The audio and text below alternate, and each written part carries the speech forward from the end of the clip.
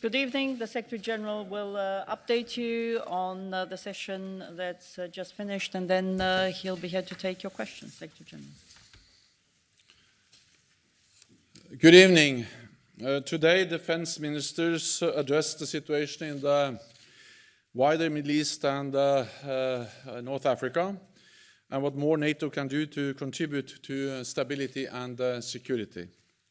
Conflict and turmoil in our southern neighborhood have caused untold suffering, and they pose challenges for us, driving the refugee and migrant crisis and also fueling the threat of terrorism.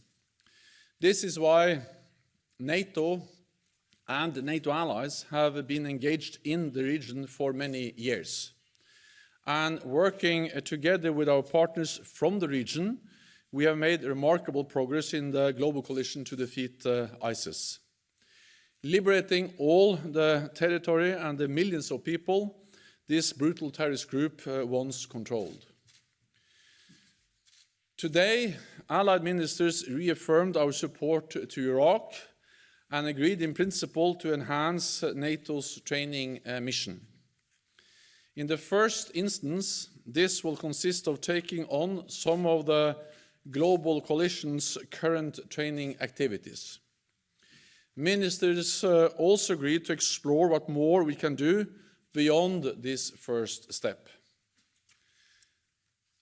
Let me be clear, NATO is in Iraq on the invitation of the Iraqi government, and we will only stay in Iraq as long as we are welcome, because NATO fully respects Iraq's sovereignty and territorial integrity. Everything we do will be in close consultation and coordination with the Iraqi government. I remain in close contact with the Iraqi leadership, and we have constructive discussions on the way forward for the NATO mission in Iraq. Our aim is to increase the capacity of the Iraqi armed forces so that they no longer require our support.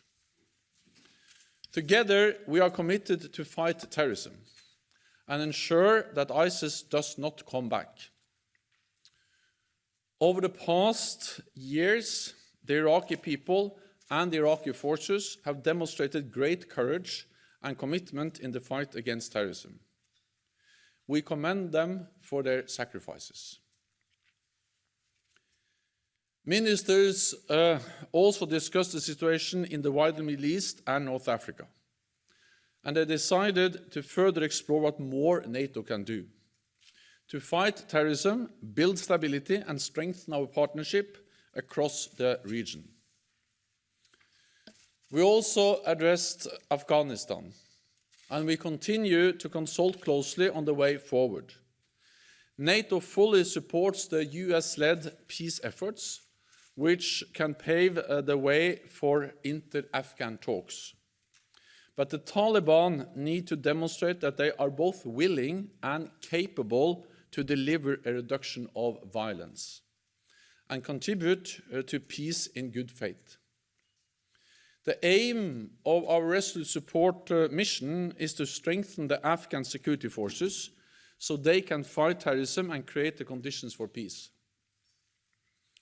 And we will continue our discussion tomorrow with all our contributing partners.